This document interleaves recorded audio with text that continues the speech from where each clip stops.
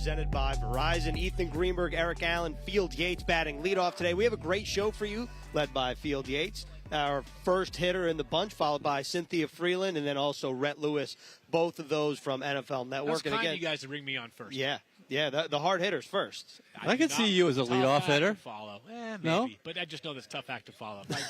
Cynthia and Rhett just came down the pike, and now you're up. I would not like that. No. It's the Let's opposite. get on You're base. first. No, but I'm saying you're saying, if I yeah. had Oh, to go no. behind them, that would have been tough. Yeah, okay. Well, good thing we're getting you out of the way early then. So we were just talking off the air a little bit, and I think it's a great way to bat leadoff, no pun intended, that you kind of think the Jets' window is open, and it's right now. And if you were wearing the general manager hat, it's full send right now. It's interesting. So I think that it's good that we know that, like, the hunt for a quarterback is on. No one's hiding from it, right? Yep. Joe Douglas said as much as he was allowed to say yesterday, Tuesday, at his press conference, and really was only able to speak about one quarterback, that being Derek Carr, because he is not currently under contract with the team. But without saying it, he was able to allude to, hey, there are other quarterbacks as well, right? And I think that the Jets have, like, they are in some ways, and stick with me for the first part of the analogy and just don't remember what happened in 2022, right? But they remind me of where we were with the Broncos last year, right? All these pieces in place, you get the quarterback and you're in business. Now, the Broncos, unfortunately, things caved last year with Russell Wilson under center, but I think that same logic does apply. Like, if you put a top 12-ish quarterback on the Jets roster, we might be talking about them as a real threat to make noise in the AFC. And so that leads us to which quarterbacks of that caliber or close to that caliber are available. We can talk about it. Joe Douglas can't, but obviously Derek Carr, who I think would be close to that threshold, like close enough that like you could easily see this team taking a big step forward with Derek Carr under center. And then I guess the interesting stuff. Aaron Rodgers, who the Packers over the past couple of combines leading into this year made it very clear we're not trading Aaron Rodgers. The tone changed. Oh, yeah. Brian Gutekunst, their GM yesterday, did not really declare one way or the other what's going to happen. And when you do that, it leaves open interpretation that he could be gone. And Aaron Rodgers, 4-time MVP, 2 in the past 3 years. It wasn't a dynamic year this past year, but still, he's Aaron Rodgers. He's got a good football left in him.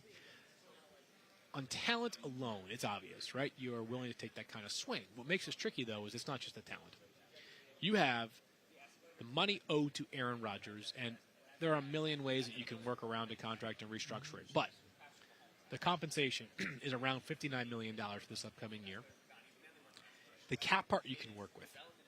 Assuming that the amount paid to Aaron Rodgers stays the same, just think about that. A $59 million cash payment to a player that comes out of the pocket of the owners, and of the owner in this case, and that inherently creates risk is not the only word, right? But it is like you have to make good of that investment right away. And you also have to pay the draft capital. I would imagine the Packers are going to say the negotiation starts with pick number 13 in the upcoming draft. So you're paying full freight, and if you don't get next level results, whether that's a Super Bowl or at least close to it, then I think some people are going to say, is it worth it? And that, I think, is the dynamic that the Jets are probably juggling if they are considering an Aaron Rodgers trade, which reporting from others have suggested they are considering an Aaron Rodgers trade. Where do you stand on Rodgers? What would he make the Jets? I think there's consensus out there that the Jets are a playoff team if they traded for Aaron Rodgers. Sure. He comes in, whatever. AFC's loaded. Yeah, you're talking about a Kansas City team that's been in the AFC Championship game. It feels like a New England run is underway. Yeah. The past years, just won another championship. Mahomes got 2. Andy Reid's not going anywhere. Joe Burrow in Cincinnati got a good thing going. Josh Allen of the division. You get people are really high on Justin Herbert. Sure. I mean, where would they stand if they bring in a Rodgers? And compare that to Carr, because you got the arms race of the AFC. I think everybody would say, hey, the Jets, no matter if they get Carr or Rodgers, they're a playoff team. Yeah. The ceiling is higher with Aaron Rodgers. I believe that. And not that Derek Carr is a bad quarterback. He's a very good quarterback. That's part of the reason why we're talking about him with all these different potential suitors. The ceiling for Aaron Rodgers, though, is just higher. He's won a Super Bowl. He has won 4 MVPs, as I mentioned earlier. It was a down season this past year for Aaron Rodgers, but the ceiling is potentially, playing for a Lombardi Trophy. That's how good Aaron Rodgers is and how solid the Jets roster is in so many spots. Defensively, there's virtually no holes. Offensively, I think if they just kind of beef up the offensive line a little bit, Yep. then they're in an excellent spot with great pass catchers, great young pass catchers, and running game that we'll see when Breece Hall is specifically back on the field. But he was outstanding, and then Bam Knight was great late in the season. Like you can find runners. So you think they're right there with Kansas City, Cincinnati? I think that there's a tier that's probably like the known quantity tier of the Chiefs and the Bills and the Bengals. Probably they take, I would say, sort of they're above the rest. Yep. But the upside for the Jets with some window dressing elsewhere would be to make a legit playoff push. And that could, once you get in 3 games or 4 games to glory in the NFL. Yeah. With Derek Carr right now, and by the way, we are taking YouTube questions, so if you have questions, make sure to comment. We'll fire them off, whether it's Field, Cynthia, or Rhett. But in terms of Derek Carr, right now we know that he's visiting with the Jets. It was reported he's visiting with the Jets here in Indianapolis today. He's met with the Saints and the Panthers. When EA said it well, like when you look at the conferences, the NFC is appealing, especially the NFC South, the way that division has kind of shaped out. But when you look at the team and the rosters, where do the Saints and Panthers, in your eyes, rank in terms of, like, if you were making the decision compared to the Jets? I think it depends on what Derek wants. And I also think there are a lot of factors that go beyond just what we see. But, like, what kind of relationships does he have with members of the organization? Yeah. How did the visit go? The money, obviously, is going to be a driving force. It always is in free agency decisions. And, by the way, the players have earned that. If one team offers $10 million per year more than the other two, it may not be that difficult of a choice for Derek Carr, right? He's a human after all. But if the money is close to even, let's call it close to even, then I think Derek has to make an assessment. If I want to go win the division or be the favorite in my division, the minute I put pen to paper, I think the answer is you go find an NFC South team, right? Because Bills are obviously very, very good. The Dolphins made the playoffs last year. The Patriots were playing in Week 18 to make the playoffs last year. This is not a slouch division by any stretch. But if you go to the NFC South, based on what we know right this second when we're having this conversation on March 1st, if Derek Carr signed with the Saints in an hour, they're the favorite. They're the favorite. Now, there's so much left. There's the draft, the free agency, and all that. But if you sign with the Panthers right now, you'd be saying he's a favorite, right? I mean, look at the quarterbacks that are under contract in that division. It's Kyle Trask in Tampa, and it's kind of it's Desmond Ridder only in Atlanta, and they've got tons of cap space, so they'll make some moves. But the bottom line is that it is a very open NFC South right now. If he signs in the AFC East, then can they win the division? Of course they can, right? But would Vegas set the Jets as the favorite right now? I don't know the answer to that. I would think the Bills would probably still be the favorite just because they've won so many games over the past few years with Josh Allen. So it could be what Derek wants. If he wants the clearest path, he may say, you know what, I see it a little clearer in the NFC South, and I haven't had the chance to play many playoff games in my career. I want to go do it. The Raiders went to the playoffs twice in Derek's tenure, I believe. One year he got hurt. The year that Connor Cook ended up starting a game for them. And then 2 years ago when they played Cincinnati, the Bengals. So it has been he probably wants that taste. He wants more of that taste of the playoffs. Lamar Jackson, you're going to get the tag, and you expect him to be back in Baltimore. I know Jets fans, there's just a few of them out there saying, hey, why can't we get in the Lamar Jackson sweepstakes? I'm thinking, I don't see Baltimore letting him get away. But even if they did, I can't envision a scenario where they trade him inside the conference. But that's me. Yeah, it would be very unlikely. Well, so the scenario in which it happens is if they put the non-exclusive franchise tag on, then giddy up. They don't get to control whether he signs an offer sheet in the conference or not, because if they put the non-exclusive franchise tag on him, anybody, the Chiefs could do it if they really wanted. Excuse me. But I think this is my guess, and we're 6 days out from when the tag deadline closes. Tag window closes. Is the Ravens' best, most pragmatic business decision may be use the non-exclusive franchise tag, which invites an offer sheet. And if Lamar Jackson signs an offer sheet with somebody else, the hardest part of the past 2 years has been done, the negotiation. Because they can't agree to terms. And I'm just going to do this all hypothetically. If the Falcons sign Lamar Jackson to a 5-year, $250 million, fully guaranteed contract, it's obvious what the Ravens have to do from there. Decide. Yeah. Right? The obvious part's not what the actual decision is. There is negotiation, right. They don't have to worry about, hey, we can't agree to terms. The terms are there. Yeah. And they have to make the decision. Is he, in their estimation, worth 5 years, $250 million, fully guaranteed, or is there better value in recouping 2 first-round picks and reallocating those assets elsewhere? They've done so much with that roster to build it around Lamar Jackson, who's the best running threat from a quarterback we've ever seen, but also a guy that led the NFL in passing touchdowns one season, so he can do it all. My inclination would be like yours, EA, that they just want to keep it rolling, but because of how this has gone these past 2 years, if all was hunky-dory, to use an old cliche, I think we'd probably have that sense. It doesn't feel like all is right. No. This does not feel like a marriage that's completely harmonious right now. They're working through some things, it feels like. Is the non-exclusive franchise tag the equivalent to a restricted free agent, like free agency form, just so people can, because I want to clarify what the non-exclusive is versus the exclusive, because the exclusive is the standard, right? Like if the Giants, let's say, were to tag one of either Daniel Jones or Saquon Barkley, it would probably be the exclusive. They would actually use a non-exclusive. The non-exclusive. Yeah, so the exclusive carries it's interesting. The value of the non-exclusive of the exclusive when it's placed on the player is, for cap purposes, issued to the team as whatever the value of the non-exclusive tag is. It's then recalibrated after the top 5 salaries are determined for that position. So we're forecasting the exclusive tag to be worth like $13 million more than the non-exclusive tag. So for the team, the upside you get is that there's no threat of that player leaving. For the player, the upside is that you get $13 million on a 1-year tender. For the team, though, the non-exclusive may carry value because, as you just sort of referenced, it's sort of like restricted free agency, because if you can't get a deal done together, Ethan, you let someone else do it for you, right? Like if the Jets or the Falcons or anybody wants to sign Lamar Jackson to an offer sheet, the hard part's done. So my forecast would be that the only player who would be considered an exclusive franchise tag candidate would be Lamar Jackson, but I think they'll go with the non-exclusive because I think it has enough value for them to open the door to somebody else doing the most difficult part. Phil, we could talk to you about quarterbacks for about 10 hours, but I'm gonna end the quarterback talk from my side here. Just real quick, 2 names.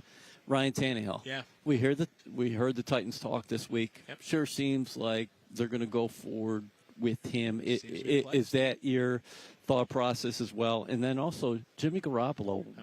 Where does he stand in all this? I know durability has been a question mark for him throughout his career, but the guy has won in the National Football League.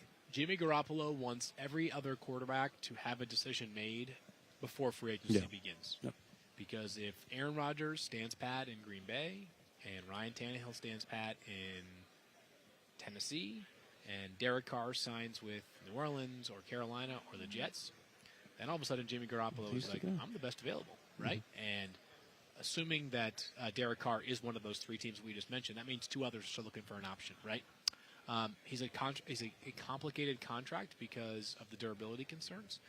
It's the open market as well, so things are always going to get driven up. And if you look at the quarterback market now, the reality is the middle tier no longer exists. You're on the rookie contract, or this is kind of amazing to think of it this way, but like start naming guys on a veteran contract, and they're all making $40 million plus, right? And like Patrick Mahomes is now like the 5th highest paid quarterback in the NFL. Oh my God! Right? Like, yeah, the Chiefs are probably earmarking a new deal soon, not because he has time on his side, but because all of a sudden it's like, the 2-time Super Bowl winning quarterback is making less than guys who have been in the playoffs before, and you're like, how is that power? I've hardly been in the playoffs before, right? So with Jimmy G, what I don't know is, and Derek Carr, the same thing, does the contract begin with a 4? To begin with a 3? I think a 4 is a big number for Jimmy G. But it's not going to be like you're getting Jimmy G for $18 million here. Like, I can't imagine it's maybe like I would think 25 is the floor for Jimmy G, and maybe the answer is more like 30 or 32. So I have a draft question for you. Well, it's not really my question. It is a YouTube question. And it's something that we kind of talked about before we went on air. So you don't have the answer as it stands. But before we went on the air, probably about a couple hours ago, Jalen Carter, it was tweeted or reported that there's an arrest warrant out. Yeah. So Jalen Carter thought of one of the top two talents in this draft as talent alone. But how do you think this situation, depending on how it unfolds, could affect Jalen Carter's draft stock? So I can't go too far. I don't think any of us can yet because we don't know exactly how this is going to play out. I will just use this as an example that the evaluation for a prospect is like a jigsaw puzzle.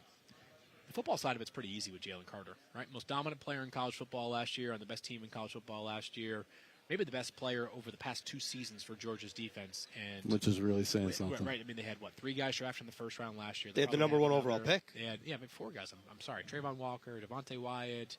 They had Jordan Davis. And Quay Walker. Quay Walker all in the first round. Yep, good call right there, Ethan. So you've got 4 guys in the first round with other guys be drafted throughout the process. They'll have 5 or 6 or 7 more as well. So I think the reality is that the football part's easy.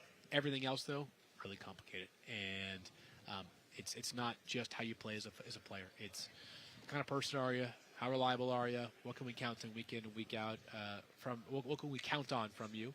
And really sad situation, obviously. I mean, 2 people are dead now, and it was devastating to see at the time. And I think we're realizing that there's more to the story that we're going to learn about, and it doesn't get any easier to cope with.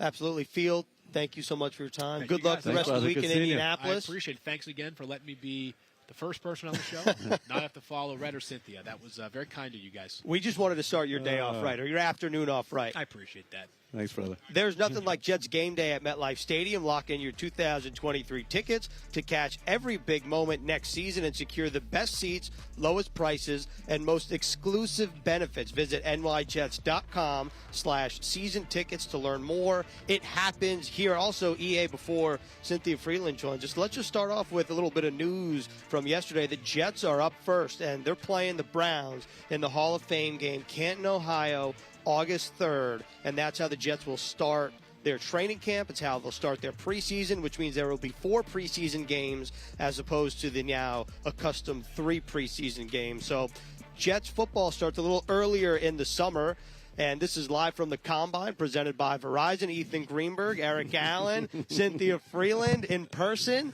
Nice to see you. Or my green. Did you do that for the Jets, for us? or just a nice we coincidence? saw you visiting with other teams out here. I mean, listen, I wanted to see you guys in person. Like, we never see each other in person. It's just like last year was like the first year I've ever seen you both in person. Yes. So it just, I got so excited. I also like green, so it works out. It's all hearts here in America's heartland. Exactly. Here in Indianapolis, Indiana. So, how was your trip in from Southern California? How's the weather in Southern California right It's now? actually kind of cold there. Is it warmer here? It's supposed to be 70 today. If it's 70 here, then it's warmer here. It was the exact same yesterday. It was like 50s and 50s. I was like, come on. But, I mean, the only thing that would make the Combine better is if I could bring Gordy. But I can't bring Gordy. My puppy. You want to see him? Yeah, EA wants to see Gordy. Gordy's an adorable dog. I mean, if you're watching, you can't see Gordy, but you know what Gordy or what type of dog. It's like a Gordy rescue, is. but maybe he's like a German Shepherd and a Husky. Something. But I That's a rescued him. great mix. He's the best. Cynthia, I'm going to throw you a fastball here. Anything. So for the Jets, a lot of unrestricted free agents. There's, I believe, a total of 19 if you're including restricted free agents, unrestricted. Watching the Jets play this year, when you think about a lot of the defenders and the offensive linemen, like who are guys that come to mind as potential players that you think the Jets should try to retain? Retain. Okay, that's good. It was. I thought you were going to ask me who they should cut. So No, I'm glad we're going. Retain. I might be able to get you the full list out here right now. Hold on. Yeah, no. I'll pull that up for you here in a second. Well, the key guys or the main guys you're talking about, like Quincy Williams, Sheldon Rankins is a free agent. And then also guys like George Fant and Nate Herbig, like guys who played significant snaps for the Jets. And I guess I'm gonna tweak my question. Let's say the Jets hypothetically attain a veteran UFA quarterback. list. Like Derek Carr or Aaron Rodgers. How much good quarterback play can mask potential deficiencies, like if some of these guys end up walking? Well, the truth is this team has been doing a really good job of drafting. So you remember you when you're saving money on key positions like corner, that guy's good. Wide receiver, that guy's good. These are expensive positions. I mean, wide receiver just keeps resetting the market. So you're saving some money in some key areas. So that's helpful. The other areas that, I would say, this is going to sound a little unsatisfying, but then we'll go through who I think they should try to retain here. But whatever they think they can draft, that I don't question this team's ability to draft, right? Joe Douglas has proven that he's a very, very good drafter. So it would be, to me, you have to figure this out with an overlay of what's available in the draft or what could potentially be going on in the draft. Like, I think the O-line play is going to be something where I would invest a lot of resources to maybe switch up a little bit. That's not where I would.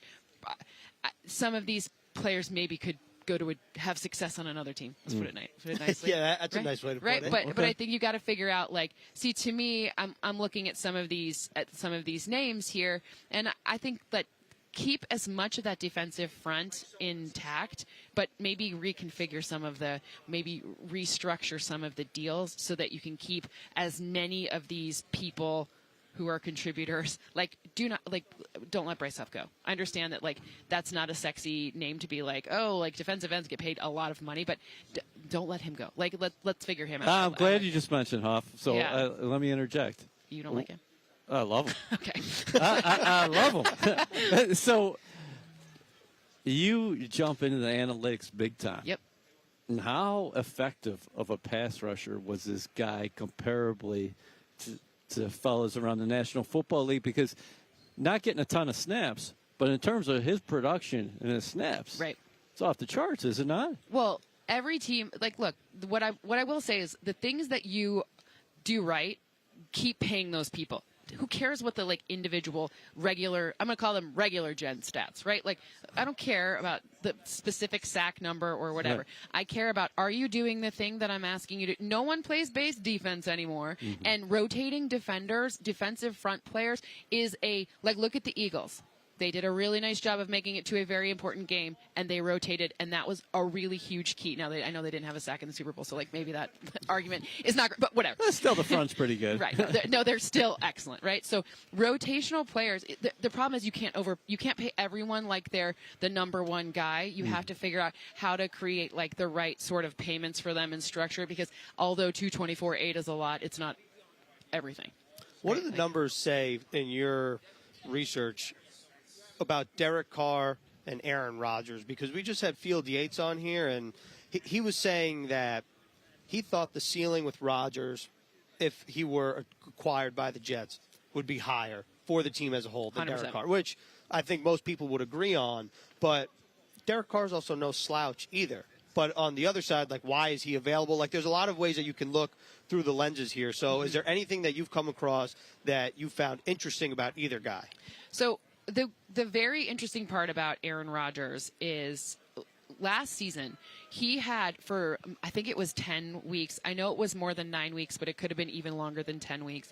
He actually had the highest percentage of passes thrown at or behind the line of scrimmage, which last season. So part of what that told me was that obviously the deep passes weren't there, which is no question because Devontae Adams was no longer there, and they were retooling all of their wide receivers. I remember you saying something about this in the lead up to our Week 6 game, the Jets and Packers in Lambeau. And what I will say is that he then, after that, figured it out. And he figured it out with rookies and in a situation that's not at all favorable, like a very hard situation. What I like about Aaron Rodgers, and I know him enough to be able to speak to his personality, is there's no amount of like he sits there and he doesn't, like, you know, he's not going to tell you he's like the first one in and the last one out. Like, he doesn't do it like that, but he pushes he pushes the players as receivers to do their best, but he's not, like, some people think it comes across like he's being mean to them or something. Like, that ain't it. Like, he doesn't have maybe resting smile face, but he's teaching him, you know, like he's teaching, he's not like, maybe it comes across different. So I'll go to bat to say, like, his personality would be really, really smart mixed with the people who are on this team that are young and really, like, they'd be a little, like, you think that you've got a great, you know, young skill position group now. I think Aaron would teach them maybe a bit more than Derek. And that's just because he's got one of those, like, crazy minds. And it's not to say that Derek doesn't. It's just to say, I can speak to how, like, when I asked Aaron what he thinks about pre-snap, like, that was a question I asked, and he was like, I keep it really simple. Like, this. And you're like, okay. Oh, okay. And he's like, and then I move this guy here. It gets more complicated, but he says it so simply that even me, who's never taken a snap under center, like, I'm not gonna I understood, Yeah. So and not to say Derek doesn't. I just can only speak to Aaron. Do you read it as both sides are headed to a divorce here after hearing what the Packers have talked about this week? And where do you think Rodgers' headspace is at? And you know him. You said you talked to him. Yeah. Enough. I mean, I'm not like. Do you think that he's probably at a certain point in his career where I'm ready to embark on a totally new challenge? I mean, this guy, all he's known professionally is Green Bay. I know outside of football he's doing a ton of different things. Yeah. But totally moving, coming to a new system and whatever. And how much do you factor in the Nathaniel Hackett relationship into all this? I mean, I think that makes us. It's a good media story. The Nathaniel Hackett thing, cool. They know each other. Yeah. Awesome. Great. But the reality is that I think Aaron wants to win. Yeah. And the thing that I really like about him is because if he only cared about wins, he would go to an NFC team or stay with his current team, right? But I don't think he cares about that at all. When I think in the consideration here is can I win with the Jets? And he's not saying but we're in the same division as Josh Allen, and then we have to play Miami, and then we have to it's not like that, right? I think it's I think he's just where can I win, and he doesn't see it as because I'm putting myself in an easy situation. He's just a competitor. He's got a really he's calm and he's a competitor and he just wants to win. So it's just it's kind of cool. I don't know why, but just personally, it just feels like it's going south. It doesn't feel like it's that's just my no one has said anything to me. I'm not reporting anything. Based on the tea leaves that you're seeing here, it just feels like they're saying so. Both sides are not saying things that are hey, we're going to work this out. But then again, that's kind of how it felt last year. But money solved that one. I don't think money can solve this one because they've already got a lot of money. I was going to say, it feels like the money aspect isn't really a big factor in this. Reading the tea leaves. Will Fitz 94, thanks for the YouTube question. Make sure to fire him off in YouTube if you want more. This is a draft-themed question. I think this is a yes or no question, although I think you're going to have a more expansive answer. Is it possible the Jets move back in the draft and trade the 13th pick? Please do. Please do. Yeah. Well, look, if you where you make up the meat and potato of your team is second and third and fourth round picks, and I look at these numbers. Oh, and by the way, keep LaMarcus Joyner too. That's another one that I like on that list. Anyways, so I love you throwing that out there. Yeah. Yeah. But the reality is look, if they think they can get if the corner they want, they don't want a corner, but if whoever it is, let's say the offensive lineman, whoever it is, defensive lineman. I mean, get the one from Northwestern. It's a great school, I hear. Yes. I hear that as well. But anyway, so if they're gonna get their guy there, if not, if there's an efficient trade that can go back, stay true to their board, and I think that's what they've done so well. Stay true to their board. Sure, you can 13 is a really interesting number, and depending on what happens with quarterbacks ahead of it, which the team's trading up and down, whatever, you could maybe get some more value for a pit, right? So who knows? So sometimes it's I love a good trade. I love a good draft day trade into that, and picking twice in the second round could make more. Absolutely, it could make more sense. I like that. Hey, you knew the Jets had to stay where they were at pretty much last year, and they hit a home run with They had a lot of home Sauce runs. Gardner, Garrett Wilson, trade up for Jermaine Johnson, trade up for Breece Hall. I can go on and on. Insane. My question is, has there ever been offensive and defensive rookie of the years? When's the last time that happened? It's happened three times in NFL history. The 2022 New York Jets. Heard of them? The 2017 New Orleans Saints with Marshawn Lattimore and Alvin Kamara, and the 1967 Detroit Lions. Glad the Lions could do something right. I think you asked that question just so we threw the Lions a little love in there. No. 3 times. Yeah, 3 times in NFL history. Was 2 times before, of course, Garrett Wilson and Sauce Gardner. Could have been Breece Hall and Sauce Gardner. Yeah. Maybe we need a sophomore of the year. Comeback player of the year? I'm just putting that out there. It could be comeback. Comeback, But I just don't like that one as a whole because that means you got hurt. That's fair. I don't want to. Unless you're Geno Smith, right? Because then fair. Bitch is should he qualify? I don't know. I like the Geno Smith story. Don't know if that's a qualification. A sophomore star award. Yeah, or something. There you go. I like the alliteration. That's how you know you're a real, you're a real content talent. You know the alliteration. EA. That was a great alliteration. Cynthia, thank you so much for joining us. Enjoy the rest of your week at the Combine. Get home safe to Gordy. Yeah, staying green. Yeah, staying green. Yeah, make sure to rock it proud for all the other 31 NFL teams. If you want to see Cynthia, if you want to see her colleague who's about to join the set, Rhett Lewis, on the Combine, here's a look at the Combine coverage. Thursday is the first day of on-field workouts. That's the defensive linemen and the linebackers. Friday, the defensive backs take the field at Lucas Oil. Saturday, the quarterbacks, the wide receivers, and the tight ends. Sunday, the running backs and the offensive line. You can watch full coverage on NFL Network. Like I said, you can see Cynthia Freeland on there. You can see Rhett Lewis, who joins us now on NFL Network on the Combine coverage. Rhett, thanks for joining us. What's up, guys? How we doing, man? You were in Bloomington last night. You better believe it. Yeah. So I am a Hoosier. I played at Indiana 01-05, and I don't get the chance to go back too often. Although I did this past year, get to do the color as a color for IU football radio broadcast, which was super cool.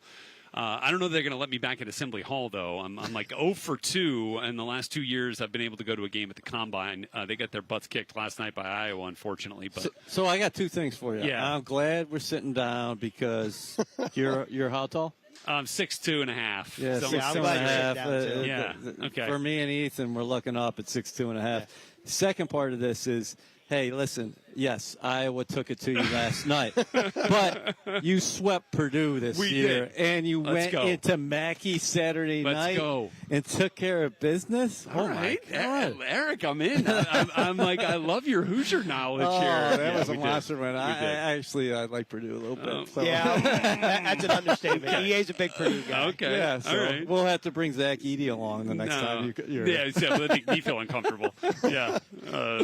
Yeah, man. What's up, guys? I got a YouTube question for you. We're taking YouTube questions, so if you got one, fire it off. It's a draft-themed question. Okay. Julian Oubre, I think I'm pronouncing that right, wants to know how many first-round talent wide receivers do you see? Says Addison is the best in the class. Do you see a problem going with him at 13 for the Jets and getting, I think he means DeJuan Jones in the second round? The big right tackle? You want to talk about a mountain of a man? Yeah. We need him sitting down. There's one right there. You get Mekhi Becton back healthy, and you're talking about two of the biggest tackle tandem maybe in the league.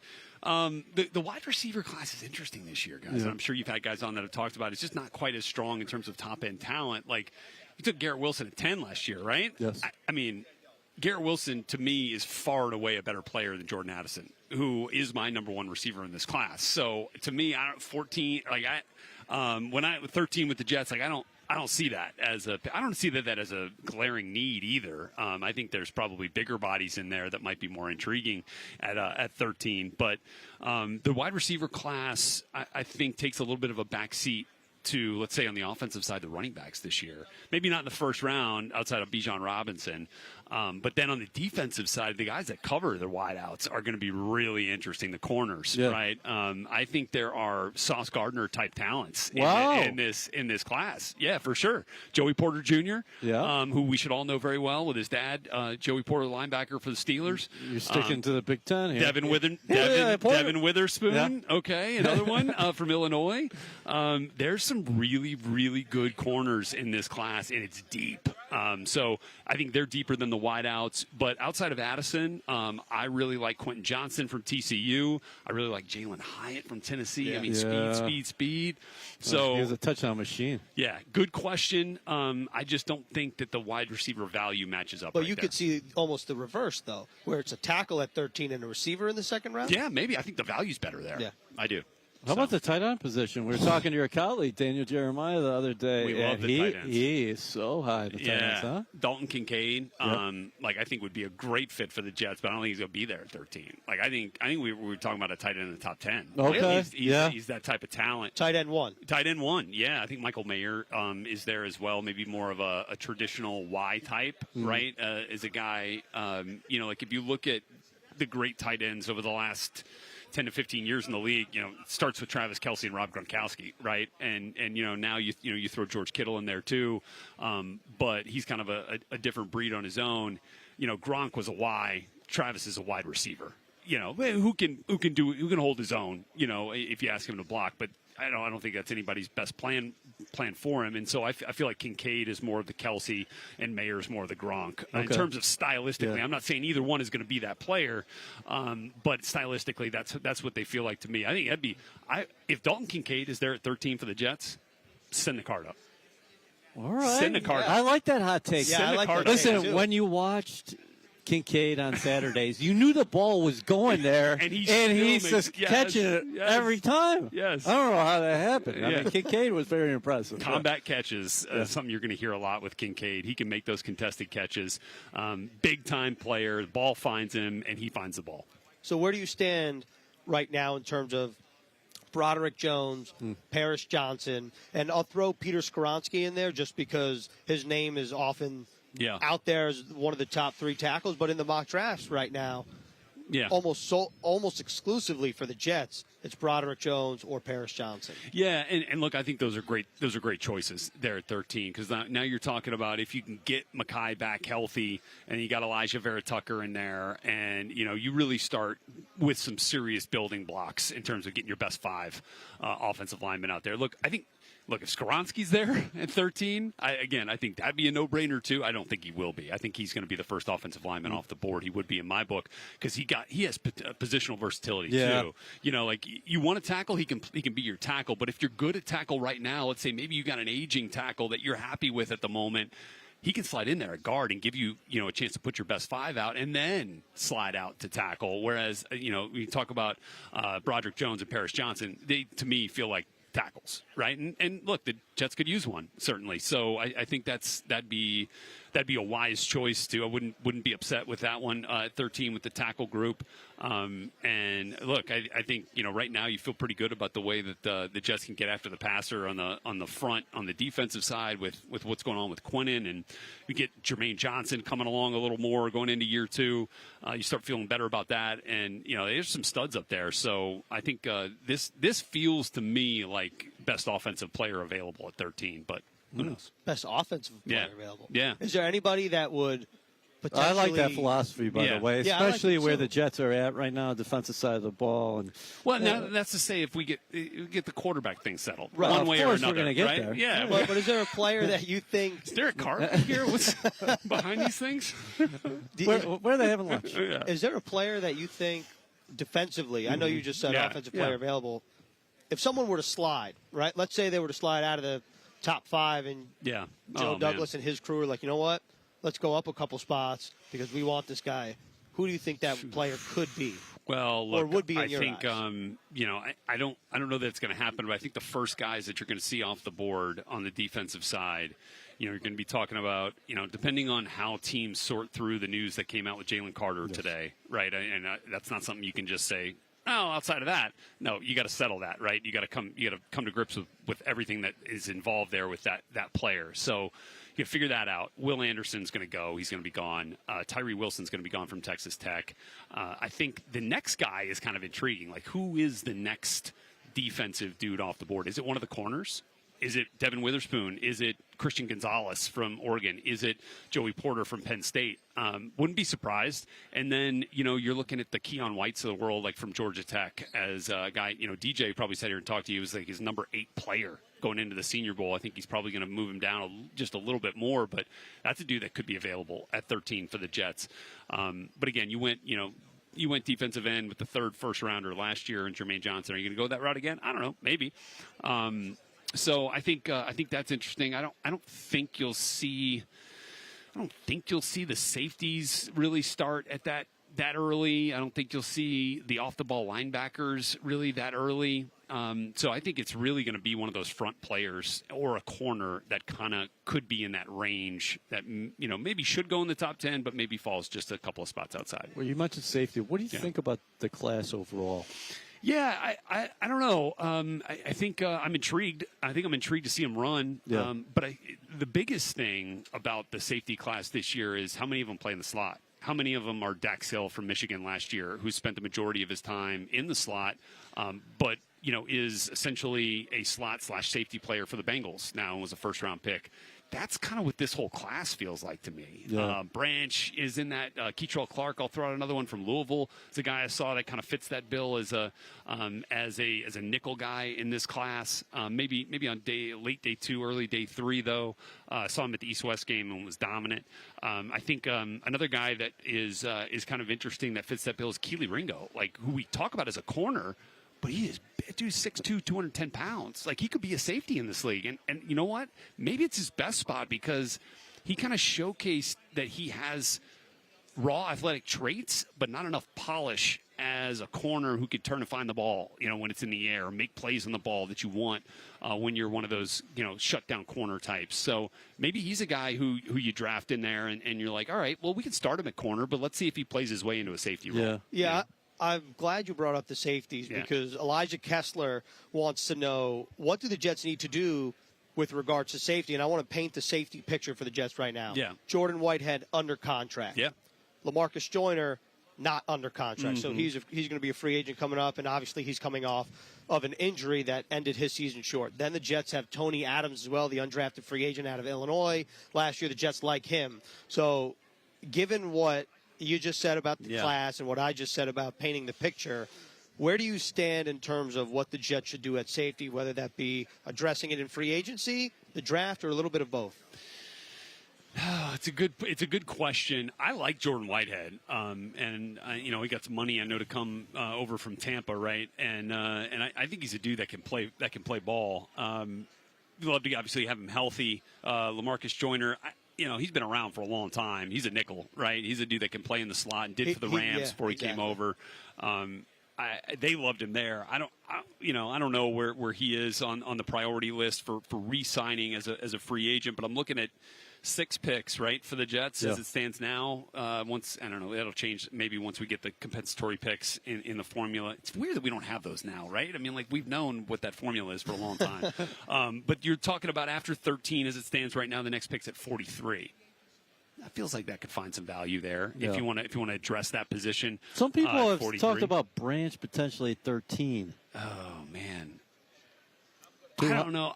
I feel like you're going to find better value there. Okay. With a bigger body, right? Whether that's offense or defense. And I wouldn't be, even if it is on the defensive side where you feel a little bit more comfortable with the guys that are already there. But 13, maybe. But I think more likely, I think you could find some value second at 43 or once you get into the third round and maybe find one of those guys.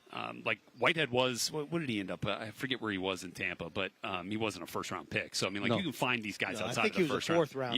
Yeah. So that's what I would do. So, all right. So we can't let you go without talking a little bit about the quarterback position. Let's do it. Jets on the hunt for a veteran. Yeah. They've met with Derek Carr. They're going to meet with him again this week in Indianapolis. Everybody in the National Football League is watching the Aaron Rodgers saga unfold. Right. What do you think makes sense? Oh, man. Where do you think this is going to end up for the Jets? Well, I guess I'll say this.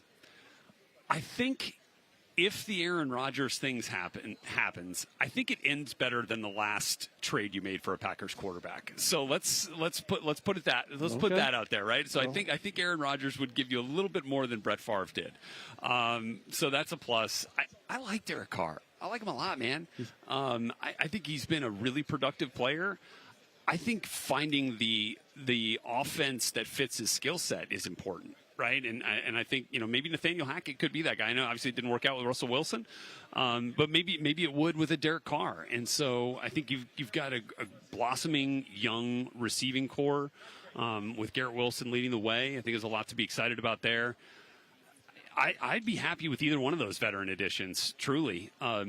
And then we kind of wait and see what happens with Zach, right? And where that whole thing, and I know Joe says he's still committed to him, and I think that's great. I think you want to give him as many opportunities to succeed as you can, especially when you spend that kind of value on a player at number 2 overall. So I think it could work out. Like, I think it could work out for both parties. Like, it could work out for the veteran, gives you a year or two, give Zach more time maybe to just become more accustomed to what the NFL expectations are of a quarterback. And then maybe if the veteran moves on, then maybe Zach could be ready. Again, after sitting for a while, maybe he has a Geno Smith-like resurgence, right, after taking a step back. I don't know. So I whether it's Carr or Rodgers, it does feel like a veteran is on the way. Do you feel like one of those two guys, Carr or Rodgers, this might be kind of a silly question, do you feel like one of those guys would be better for Zach to learn from, or you think it's about the same? I think it's Aaron because they have a relationship. Zach and Aaron have a relationship. Yeah. I don't know how many people know that, but Zach spent time with Aaron when they had training camp practices, joint practices together this last year, and they talk about it. I feel like they're kind of similar in terms of their mental makeup. Like, they're edgy guys. They're guys that are prideful. They're guys that are confident in their abilities. And, obviously Aaron has a little bit more right to be that way based on his body of work.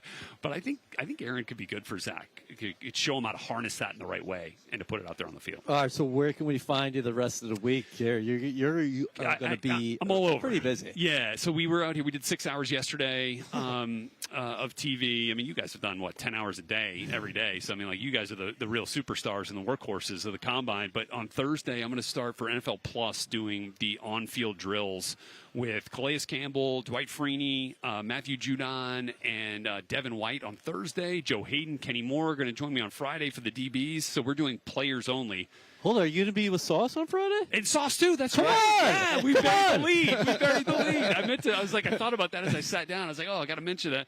And I forgot. Yeah, Sauce is going to stop by. We're going to have some fun. We're going to talk, get him to kind of give his thoughts on some of these prospects that are running through the drills, the DBs. So, yeah, find us on NFL Plus. Get your subscription now, guys. Let's do it. Awesome. Brett Lewis, appreciate it. Thank you so much for your time. A great way to end. Live from the Combine, presented by Verizon, EA. Myself will be back at some point, and make sure to catch our off-season content coming your way soon on CBS.